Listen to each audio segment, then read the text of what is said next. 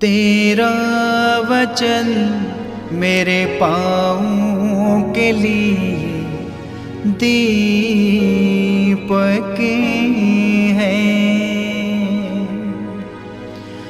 और मेरे मार्ग का उजियाला है। तेरा वचन मेरे पाँवों के लिए दीपक है। सर्वशक्तिमान पिता, पुत्र और पवित्र आत्मा के नाम में आमीन। ख्रिस्त में मेरे प्यारे भाइयों और बहनों, प्रभु यीशु मसीह के मीठे और मधुर नाम में आप सभी को जय यीशु। आइए हम लोग प्रभु के पवित्र और जीवंत वचन पर मनन चिंतन करेंगे, जो हमारे आत्मा का आधार है, जो हमारे विश्वास का नींव है, जो हमारे जीवन के लिए अति आवश्यक है। प्रभु के पवित्र वचनों के अभाव में, प्रभु के अभाव में मनुष्य कुछ भी नहीं है। जिस मनुष्य के जीवन में ईश्वर नहीं है, प्रभु का वचन नहीं है, उसका जीवन अस्त व्यस्त पड़ा हुआ है। वह विनाश की ओर धीरे धीरे बढ़ता जा रहा है। आज हम लोग उस सत्य की आत्मा पर, सत्य वचनों पर मनन चिंतन करेंगे। आज संसार में देखा जाए तो लोगों के जीवन में सारा काम अच्छे से करने के बाद भी, ईमानदारी से करने के बाद भी आज मनुष्य परेशान है, समस्याओं में है, क्योंकि उसे भली भांति पता नहीं है कि उसकी समस्या का मूल कारण क्या है, उसके जीवन में परेशानी कहाँ से है। आज प्रभु का पवित्र वचन इन बातों पर प्रकाश डालता है कि मनुष्य के जीवन में समस्या क्यों है, मनुष्य क्यों रोगी और बीमार है, मनुष्य क्यों चिंताग्रस्त है, मनुष्य क्यों अपने जीवन में अकेलापन महसूस करता है। आज हम लोग देखते हैं प्रभु का पवित्र वचन कहता है, जो ईश्वर की संतान और शैतान की संतान की पहचान यह है कि जो धर्माचरण नहीं करता वह ईश्वर की संतान नहीं है, और वह भी नहीं जो अपने भाई को प्यार नहीं करता है। मेरे प्यारे भाइयों और बहनों, आज मनुष्य के अंदर में प्रेम का अभाव होने के कारण वह एक दूसरे के बैरी और विरोधी पड़े हुए हैं। और सिर्फ ये बात एक मनुष्य के लिए नहीं, परंतु संसार भर के एक एक मनुष्यों के लिए है कि जो व्यक्ति प्रेम नहीं करता है, जो धर्माचरण नहीं करता है, उसके अंदर में ईश्वर की आत्मा नहीं है, वह ईश्वर का संतान नहीं है। और वह भी व्यक्ति ईश्वर की संतान नहीं हो सकता है जिसके अंदर में अपने भाई के प्रति ईर्ष्या हो, जलन हो, बदले की भावना और नफरत हो। अब जब आप आज इन वचनों को सुन रहे हैं तो एक एक बात में गहराई के साथ विचार करते जाइएगा। आप यदि धर्माचरण नहीं करते तो आप ईश्वर की संतान नहीं हैं। आप अपने भाई को प्रेम नहीं करते तो आप ईश्वर की संतान नहीं हैं। और ऐसे व्यक्ति के जीवन में वह कभी ना सोचे कि उसे ईश्वर की ओर से कुछ मिलेगा, क्योंकि उसका पाप उसे ईश्वर के कृपा से, उनके अनुग्रह से, उनकी दया से उसे दूर खींच करके लेकर जाता है और उस मनुष्य को समस्याओं में डालता है। प्रभु का पवित्र वचन कहता है संत यूहन्ना के सुसमाचार उसके अध्याय 8 पद संख्या 34 में कि मैं तुमसे यह कहता हूँ, जो पाप करता वह पाप का दास है। प्रभु ने कहा कि मैं तुमसे यह कहता हूँ, जो पाप करता वह पाप का दास है। और किसी पापी मनुष्य में परिपूर्ण जिंदगी नहीं है, अनंत जीवन नहीं है। उसके जीवन में समस्याओं का डेरा है। परेशानियों ने उसके घर, उसके परिवार को, उसके काम धंधे और रोजगार को, उसके समुदाय को घेरा है। इसलिए मेरे प्रियो, मेरे भाइयों और बहनों, हमें और आप सभी लोगों को पाप की दास्तां से निकलना है। पाप वास्तव में मनुष्य का नाश और बर्बाद करता है। प्रभु का वचन कहता है, जो मनुष्य यह कहता है कि उसे क्या करना चाहिए किंतु वह नहीं करता, उसे पाप लगता है। जो मनुष्य इस बात को जानता है कि उसे क्या करना चाहिए फिर भी वह काम नहीं करता तो उसे पाप लगता है। आज संसार में ख्रिस्ती और विश्वासी लोग प्रभु को जानते, उनकी शिक्षा, उनके वचन को जानते हैं, लेकिन फिर भी कठोर मन करके, अहंकार से भर करके आज भी पाप में घिरे पड़े हुए हैं, गुनाह करते जा रहे हैं, बुराइयों में लिप्त हैं। प्रभु का वचन कहता है कि ऐसा मनुष्य जो जानता है कि उसे क्या करना चाहिए लेकिन फिर भी नहीं करता है, वह पाप का दास है, वह पाप का गुलाम है। आज एक एक लोगों को भली भांति स्मरण है कि क्या भला है क्या बुरा है, लेकिन मनुष्य बुराई को अत्यधिक प्रेम करता, लेकिन भलाई को वह अपने से दूर रखता है। और ये कारण है कि उनका यह स्वभाव उनको विनाश की ओर लेकर के जाता है। हम लोग देखते हैं उड़ाऊ पुत्र के शब्दों में प्रभु का पवित्र वचन कहता है कि जब छोटा बेटा जो बुरे संगति में था, उसे भली भांति सब कुछ पता था कि वह अपने जीवन में पाप कर रहा है, लेकिन फिर भी वो उसको स्वेच्छा से करता जा रहा है और उस काम को करने में वह अपने आप को काफी आनंदित महसूस करता है और अपनी संपत्ति पिता से लेकर के वो दूर देश चला जाता है। मेरे भाइयों और बहनों, नतीजा यह होता है कि उसके जीवन में समस्याओं का डेरा लग जाता है, समस्याएं उसको घेर करके रखती है। उसके जीवन में परेशानियां कभी कम नहीं होती, परंतु दिन पर दिन बढ़ता जाता है। आज प्रभु हमारे और आपके बीच में उपस्थित है। उनका वचन कहता है जो पाप करता है वह ईश्वर की आज्ञा भंग करता है, क्योंकि पाप तो आज्ञा का उल्लंघन है। संत यूहन्ना के पहले पत्र उसके अध्याय 3 पद संख्या 4 में पाप जो है वह ईश्वर की आज्ञा का उल्लंघन है। और प्रभु ने कहा है कि एक भी पापी मनुष्य के अंदर में परिपूर्ण जिंदगी नहीं होगा। एक व्यक्ति जो अहंकार से भरा पड़ा है वह कभी अपने जीवन में आनंद का अनुभव नहीं करेगा। उसका पाप उसे दिन प्रतिदिन खोखला करता जाता है। उसका पाप उसे अंदर अंदर नष्ट और बर्बाद करता जाता है। हम लोग देखते हैं धर्म ग्रंथ बाइबल में सोदोम और गमोरा के विषय में, जहां पर सभी छोटे बड़े सब पाप में लिप्त थे और मुख्यतः वहां का पाप लोगों को वासना की आग में जलाता था, लोगों को व्यभिचार में गिरा करके रखता था। उन्हें समझाने के बाद, उन्हें बताने के बाद भी वे लोग अपने पाप को मानते नहीं, अपने गलतियों को मानते नहीं और पाप में लिप्त रहते हैं। प्रभु का पवित्र वचन कहता है कि जो ये जानता है कि उसे क्या करना चाहिए लेकिन फिर भी नहीं करता, तो वह व्यक्ति पाप का दास है और ऐसे व्यक्ति की जिंदगी में कभी भले दिन नहीं आएंगे। सुसमाचार सुनाया गया, मन फिराव की बात बताई गई, उनका पाप उन्हें स्मरण कराया गया, लेकिन फिर भी वह उसे छोड़ने के लिए तैयार नहीं होते हैं, अपने गलती को मानने के लिए तैयार नहीं होते हैं। नतीजा यह होता है कि स्वर्ग से गंधक और आग की बारिश होती है और सारे पापी उसमें जल करके नाश हो जाते हैं, बर्बाद हो जाते हैं।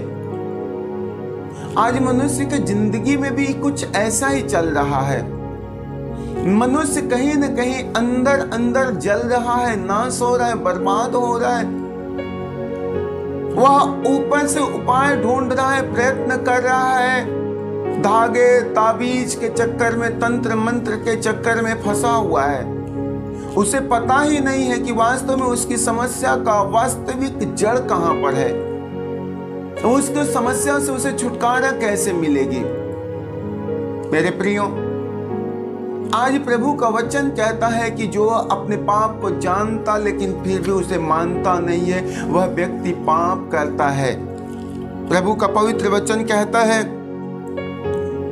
प्रवक्ता ग्रंथ उसके अध्याय 21 पद संख्या 1 से 4 तक, पुत्र क्या तुमने पाप किया है तो फिर ऐसा मत करो और अपने पुराने पापों के लिए क्षमा मांगो।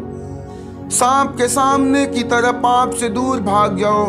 यदि पास आओगे तो वह तुमको काटेगा। उसके दांत सिंह के दांत के जैसे है, वे मनुष्य की आत्माओं का विनाश करते हैं। प्रत्येक अपराध दुधारी तलवार जैसे है, उसके घाव का इलाज नहीं होता। प्रभु ने कहा हुआ है कि पुत्र, क्या तुमने पाप किया तो ऐसा फिर मत करना। प्रभु का वचन कहता है, मेरे बेटा, क्या तुमने पाप किया तो फिर से ऐसा मत करना और अपने पुराने पाप के लिए पश्चाताप करना, अपने पुराने पाप को मान लेना। सांप के सामने पड़ने की नाई तुम पाप से दूर भाग जाना। यदि तुम उसके निकट में जाओगे, उसके समीप जाओगे तो वह तुम्हें काटेगा। उसके दांत सिंह के दांत के जैसे तेज हैं, वह तुम्हारे शरीर और आत्मा दोनों का नाश करेगा। प्रत्येक अपराध दोधारी तलवार जैसा है। मेरे प्यारे भाइयों और बहनों, ये जो पाप जैसा सांप है, पाप जैसा शैतान है ना, ये मनुष्यों को काटता है, उनको डसता है, उनको नाश करता है, उन्हें बर्बाद करता है। और उस पाप के कांटे का कोई इलाज नहीं है। प्रभु का वचन कहता है कि यदि जिस प्रकार तुम सांप को सामने देखते ही बड़े फुर्ती से बिना विलंब किए उसके सामने से दूर भाग जाते हो, उसी तरह जहां पाप के कर्म हो रहे हो, पाप की बातें हो रही हो, वहां पर तुम पल भर भी मत ठहरो, घड़ी भर भी मत ठहरो। तुम उसी नाई बड़ी फुर्ती से दूर भाग जाओ, क्योंकि यदि तुम उसके पास जाओगे तो वह तुम्हें काटेगा, क्योंकि उसका दांत सिंह के दांत के जैसा तेज है। वह मनुष्य के शरीर और आत्मा दोनों का विनाश करता है। वह दोधारी तलवार के जैसा तेज है। पाप मनुष्य के शरीर और आत्मा दोनों का नाश करता है और वह दोधारी तलवार के जैसा तेज है। मेरे प्रियो, ये वचन प्रभु आपको विशेष करके आज बताता है। जिंदगी में समस्याएं हैं, परेशानियां हैं, मुसीबतें हैं, तो उसका कारण क्या है? उसका मूल कारण पाप है। ज्यादातर समस्याएं लोगों के जीवन में पाप के कारण आ रही है। मनुष्य रोगी है, बीमार है, चिंताओं में है, तो कहीं न कहीं से उसके जिंदगी में पाप है। इसलिए अपने जीवन के सारी गलतियों के लिए प्रभु के सामने मानना स्वीकार कीजिए। प्रभु ने कहा, यदि तुमने पाप किया तो फिर से ऐसा मत करो और अपने पुराने पाप के लिए पश्चाताप कर लो, पुराने गलतियों के लिए क्षमा मांगो।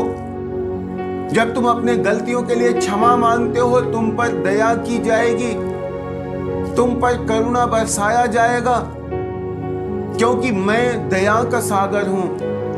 मैं सदा अपने बच्चों पर प्रेम और प्रेम बरसाते रहता हूं। मेरे प्यारे भाइयों और बहनों, हम लोग देखते हैं योना नबी के ग्रंथ में नीनवे के विषय में।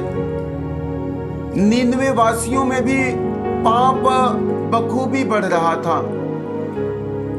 वहां पर भी पूरे नगर में पाप ही पाप था। वहां पर भी लोगों के अंदर में हत्या करने का, क्रोध करने का स्वभाव था, व्यभिचार करने का स्वभाव था। पूरे नगर में पाप और पाप का बोलबाला था। लेकिन ईश्वर अपने नबी के द्वारा सुसमाचार का संदेश नीनवे वासियों के पास में पहुंचाते हैं। जब नीनवे वासी उस ईश्वर के संदेश को सुनते हैं, उनके वचनों को सुनते हैं, वहां का राजा अपने नगरवासियों के साथ, सभी जीव जंतुओं के साथ में बैठ करके पश्चाताप करता है, अपने गलती को मानता है, अपने अच्छे वस्त्र त्यागता है, अच्छे बिस्तर त्यागता है, अच्छा भोजन छोड़ देता, उपवास करता है और वह राख की ढेर पर बैठ करके पश्चाताप करता है, ईश्वर से प्रार्थना करता है। ईश्वर ने नीनवे पर जो विपत्ति भेजने का योजना बनाई थी, मनुष्यों की जिंदगी में समस्याएं आने वाली थी, लेकिन वह प्रभु अपनी योजनाओं को बदलता है, प्रभु अपनी इच्छाओं को बदलता है और उन पश्चातापियों पर दया करता है। सारे नगरवासी बच जाते हैं। जब हम अपने पुराने पाप को मान लेते हैं, प्रभु ने कहा है कि तुम अपने पाप को मान लेते हो। प्रभु का वचन कहता है कि तुमने पाप किया है तो फिर ऐसा मत करो और अपने पुराने पापों के लिए क्षमा मांग लो। अपने पुराने पाप के लिए क्षमा मांग लो। और उन नीनवे वासियों ने ये किया, उन्होंने अपने गलती को मानी और ईश्वर के सामने नम्र और विनम्र बन करके, पश्चातापी हृदय लेकर के, आंसू बहा बहा करके प्रार्थना करते हैं, क्षमा मांगते हैं। नतीजा ये होता है कि ईश्वर जो उन पर विपत्तियां भेजने वाला था, उनको नष्ट करने वाला था, लेकिन उसके पश्चाताप के कारण वह उन पर दया करता है, वह उन्हें क्षमा करता है। मेरे प्यारे भाइयों और बहनों, प्रेरित चरित्र उसके अध्याय 3 पद संख्या 9 में प्रभु का वचन कहता है, आप लोग पश्चाताप करें और ईश्वर के पास लौट आए जिससे कि आपके पाप मिट जाएं। आप पश्चाताप करें और ईश्वर के पास लौट आए जिससे कि आपके पाप मिट जाएं। हमारे पापों को धोने में, हमें शुद्ध करने में एकमात्र हमारे ईश्वर का लहू, यीशु मसीह, उस निर्दोष मेमने का लहू ही सामर्थी है जो हमारे सिंदूर के जैसे लाल पाप को भी धो करके ऊन के जैसा श्वेत और उज्जवल बना सकता है। मेरे प्रियो, आज हमें पश्चाताप करते हुए ईश्वर की ओर लौटने की जरूरत है। प्रभु का वचन कहता है, प्रज्ञा ग्रंथ उसके अध्याय 11 पद संख्या 23 में, तू सब पर दया करता है क्योंकि तू सर्वशक्तिमान है। तू मनुष्यों के पापों को इसलिए अनदेखा करता है कि वह पश्चाताप करे। जो व्यक्ति पश्चाताप करता है, परमेश्वर उन पर दया करता है। लेकिन जो व्यक्ति पश्चाताप नहीं करता, प्रभु ऐसे लोगों के गलतियों को, ऐसे लोगों के पाप को, ऐसे लोगों के गुनाहों को अनदेखा करता है। पाप के कारण उन पर आने वाली विपत्तियों पर प्रभु ध्यान नहीं देता है। वह ईश्वर उन्हें छुड़ाता नहीं, उन्हें बचाता नहीं है, क्योंकि अभी भी उसके हाथ रक्त से रंगे हुए हैं। उनके होठ और जीवा तले झूठ, छल, कपट की बातें भरी पड़ी हुई है। इसलिए प्रभु उन्हें अनदेखा करता है और इस बात के लिए अवगत कराता है कि तुम अपने पाप के लिए पश्चाताप कर लो, अपने गलतियों को मान लो, मेरे पास में लौट आओ। मेरे प्यारे भाइयों और बहनों, प्रभु का पवित्र वचन कहता है, मीका नबी का ग्रंथ उसका अध्याय 7 पद संख्या 18 और 19 में, तेरे सदृश कौन ऐसा ईश्वर है जो अपराध हरता और अपनी प्रजा का अपराध अनदेखा करता है, जो अपना क्रोध बनाए नहीं रखता बल्कि दया करना चाहता है, फिर भी वह हम पर दया करेगा, हमारे अपराध पैरों तले रौंद देगा, हमारे सभी पाप गहरे समुद्र में फेंकेगा।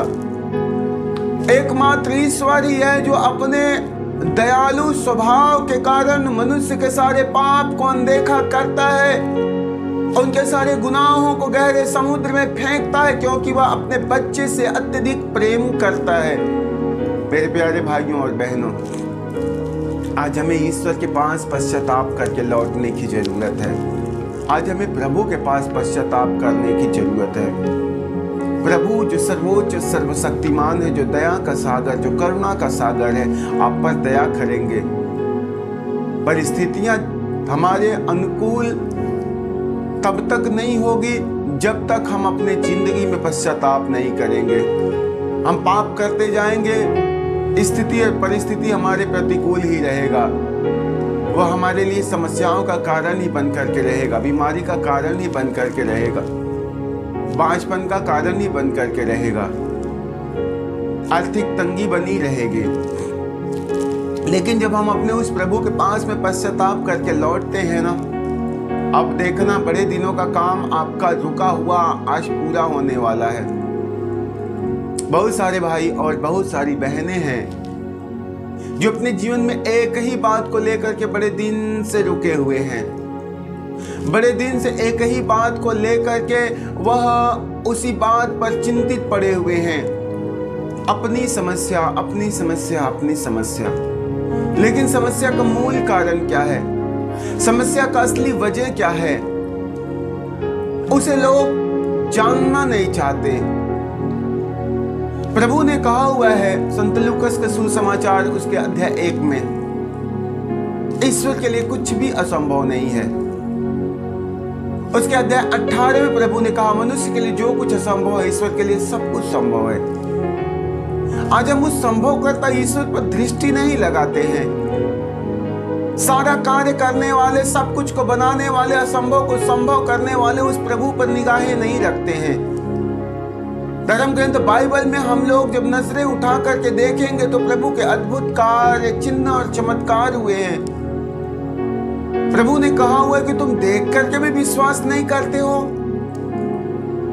आज ख्रिस्तियों के जीवन में देखा जाए तो आसपास में लोगों को ऐसे बहुत सारे दृष्टांत, बहुत सारी ऐसी बातें देखने और सुनने को मिल जाएंगी कि ईश्वर ने कैसे लोगों के जीवन में चमत्कार किया। बहुत सारी ऐसी गवाहियां सुनने को मिलती रहती है। लेकिन मनुष्य इतना कुछ सुनने के बाद, इतना जानने के बाद भी आज वह एक ही बात को लेकर के पकड़ा करके बैठा हुआ है, मेरी समस्या का समाधान, मेरी समस्या का समाधान। आप हमारे लिए प्रार्थना कीजिए, आप हमारे लिए दुआ कीजिए, मेरा काम हो जाए, मुझे छुटकारा मिल जाए, मुझे आज़ादी मिल जाए, मेरी समस्या का समाधान मिल जाए। मेरी बहनों, मेरे भाइयों, आपने कब प्रभु से प्रार्थना किया? बाइबल कहती कि विश्वासपूर्ण प्रार्थना रोगी को बचाती है, वह उसके गहरे घाव भर देती है और उसके घाव पर मरहम लगा देती है। विश्वासपूर्ण प्रार्थना मरे हुए में जीवन डाल देती है। तो आप कहां पर भटके पड़े हुए हैं? आज प्रभु आप एक लोगों से जो बड़े दिनों से अपने समस्या को लेकर के पड़े हुए हैं, अन्य भाइयों और बहनों से दुआ प्रार्थना करने में लगे हुए हैं,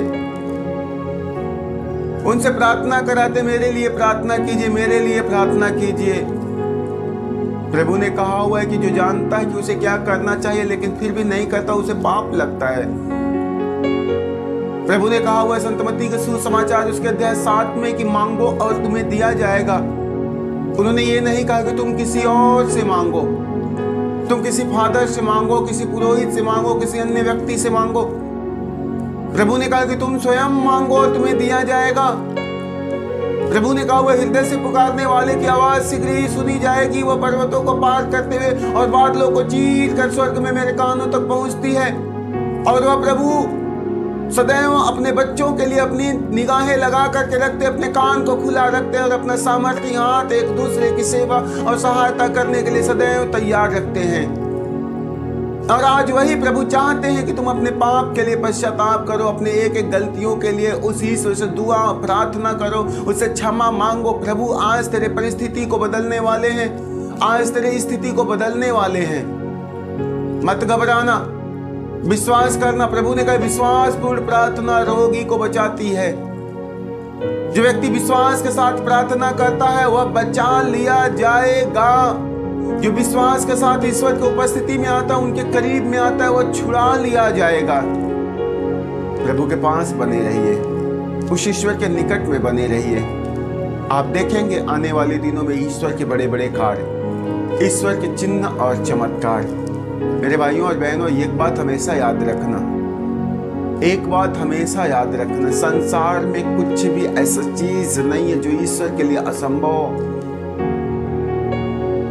आपकी समस्या बड़ी नहीं है, आपकी परेशानी बड़ी नहीं है। जब तक आप अपने आप पर अपनी परेशानी को लेकर के चलते हैं, चलने का प्रयत्न करते हैं, आपकी परेशानी आपके लिए असहनीय है, आपका बोझ आपके लिए बहुत भारी है।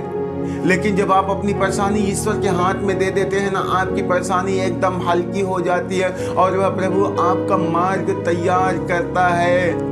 वह ईश्वर आपकी जिंदगी आनंद और खुशियों से भर देता है। जब तक आप अपनी परेशानी को खुद लेकर के चलेंगे मेरे भाइयों और बहनों, प्रभु का पवित्र वचन कहता है, मनुष्य तेरी क्या औकात, तेरी क्या निजात है।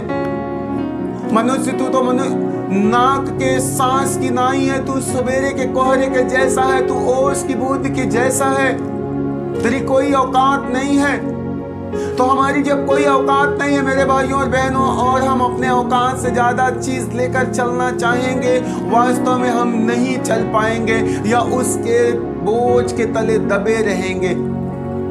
लेकिन आज प्रभु कहता है कि तुम अपना सारा बोझ, सारी चिंताएं, सारी परेशानियां मुझ पर डाल दो, मेरे ऊपर छोड़ दो और देखो मैं तुम्हारा प्रभु, मैं तुम्हारा ईश्वर, मैं तुम्हारी सारी योजनाओं को सफल बना दूंगा, मैं तेरी सारी समस्याओं को दूर कर दूंगा, मैं तेरे आंखों से आंसू को पोंछ डालूंगा, मैं तेरे घावों पर मरहम लगाकर पट्टी बांधूंगा। मेरे प्यारे भाइयों और बहनों, प्रभु के ऊपर अपनी समस्या डाल के तो देखना। जिस तरह एक किसान अपने लिए एक अच्छी और उत्तम भूमि की तैयारी करता है और उसमें उत्तम किस्म का बीज डालता है और वह बीज अंकुरित होता है, वह बढ़ता है, उसमें फूल और फल लगते हैं, वह किसान का, उस बोने वाले का घर भर, परिवार, भंडार भर जाता है। आपका हृदय भी उस उत्तम भूमि की नाई होनी पड़े, उस भूमि में किसी प्रकार का मैं और घमंड और अहंकार की बात न होने पाए, उसमें चाई और चुगलाई न होने पाए, क्रोध, गुस्सा और घमंड, अहंकार न होने पाए, उसमें वासना और बेविचार, लोभ और लालच न होने पाए। ऐसे करके आप अपने उस भूमि की तैयारी करेंगे।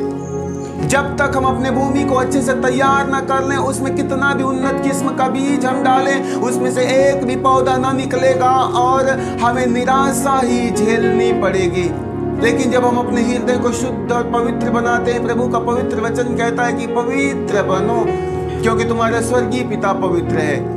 तो जब हम अपने आप को इन सारे दूसरे से, सारे बुराइयों से दूर करते, अपने आप को पवित्र बनाते हैं, तो ईश्वर की कृपा हम पर बनी रहती है मेरे भाइयों और बहनों। और ऐसे में हम जब अपने इस जीवन में ईश्वर के वचन में विश्वास करते हैं, नतीजा आने वाले दिनों में हम प्रभु के बड़े बड़े काम देखते हैं।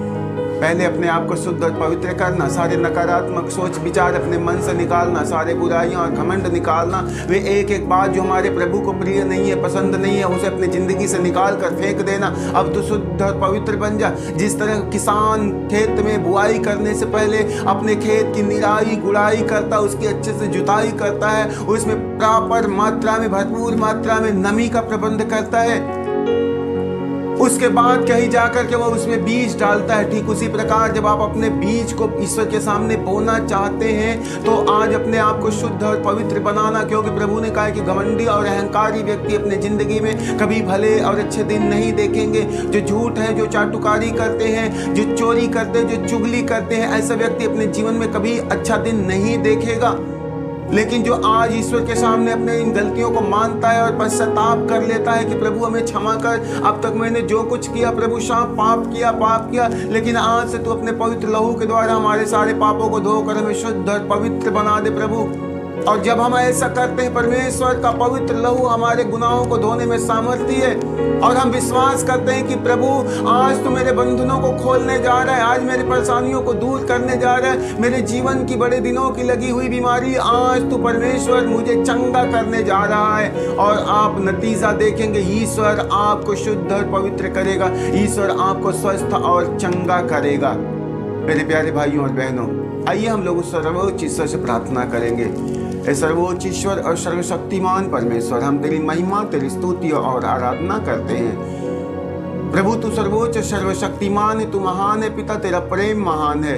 और तूने अपने पवित्र वचन में कहा हुआ है कि जो पाप करता है वह पाप का दास है, और किसी भी पापी मनुष्य में परिपूर्ण जिंदगी नहीं है। जो पाप करता है वह उन्नति नहीं करेगा, परंतु जो उसको प्रकट करके छोड़ देता है उस पर दया की जाएगी। मेरे प्रभु, आज जितने भी भाई बहन लोग तेरे सामने अपने पापों, अपने गलतियों को मानते हैं, मेरे प्रभु आप इनके गलतियों को क्षमा करना, क्योंकि तू यही तो चाहता है कि मनुष्य अपने पाप के लिए पश्चाताप करे, तेरे पास लौट आए और तेरे पास आ जाए प्रभु। और आज जितने लोग तेरे नाम में विश्वास करते हुए, तुझे अपना मुक्तिदाता मानते हुए डरते और भय के साथ प्रभु अपने गलतियों को कबूल करते मानते हैं, हे पिता आज तू अपना पवित्र क्रूसित लहू उनके पापों पर उंडेलना प्रभु, उन्हें पूर्ण रूप से धो देना, उन्हें पवित्र बनाना। ए मेरे प्रेमी पिता, वे सभी भाई बहन आज तेरे पवित्र लहू के सामर्थ्य के द्वारा शुद्ध और पवित्र होने पाए। मेरे प्रभु, उनके पाप के कारण आज जो समस्या परेशानी उनके जिंदगी में लगी हुई है, तेरे लहू के धो देने के कारण, तेरे सामर्थ्य लहू से धुल जाने के कारण आज उनकी बीमारी और परेशानी, उनकी चिंताएं भी धुलती रहे प्रभु। तेरी आशीष उन एक एक लोगों पर पड़ता रहे, तेरी कृपा एक एक लोगों पर बनी रहे प्रभु। ए मेरे ईश्वर, तू दया का सागर है, तू महान है प्रभु, तेरा प्रेम महान है। आज अपने बच्चों पर अपना प्रेम बराबर बनाए रखना। मेरे पिता, जैसे आपने बीते समय में हम सबकी रखवाली किया प्रभु, उसी तरह सारा दिन सारा जीवन संग संग रह जाना। मनुष्य आज सारा दिन जहाँ कहीं भी जाए, सभी भाई बहन लोग जहाँ कहीं भी जाए प्रभु, आप उनके साथ रहना, उनके मार्ग में उनकी रखवाली करना प्रभु। रास्ते पेड़े में ज्योति बनकर के आप आगे आगे चलते रहना, उनके गाड़ी का ड्राइवर बनना परमेश्वर, गाड़ी के एक एक पार्ट को सुरक्षित रखना। जो लोग बड़े दिनों से बीमार है प्रभु यीशु, आज उनके पश्चाताप के कारण आज आप उन्हें चंगाई का वरदान देना। जो हॉस्पिटलों में पड़े हुए हैं पिता परमेश्वर, अपनी बीमारी का इलाज ढूंढ रहे, दवाइयों पर दवाइयाँ खा रहे, लेकिन आज इन तेरे वचनों को सुनने के बाद यदि वो अपने बिस्तर पर पड़े पड़े भी प्रेमी पिता पश्चाताप करते हैं, मेरे प्रभु हम आपसे प्रार्थना करते हैं, ऐसे रोगियों पर आप दया करना और आज उनके घावों को भर देना प्रभु, उनके दुखों पर दिलासा देना अब्बा पिता, उनके रोगी शरीर को चंगाई प्रदान करना। ए मेरे प्रभु, जो निराशा और उदासी में जिंदगी जी रहे हैं, आज उन्हें एक नई आशा नई उम्मीद का संचार भरना पिता परमेश्वर, उनका हृदय आनंद से परिपूर्ण हो जाए प्रभु यीशु। हम आपसे प्रार्थना करते हैं, पिता पुत्र और पवित्र आत्मा के नाम में मांगते हैं, आमीन। आप सभी को जय यीशु। तेरा वचन मेरे पाँवों के लिए दीपक है और मेरे मार्ग का उजियाला है। तेरा वचन मेरे पाँवों के लिए दीपक है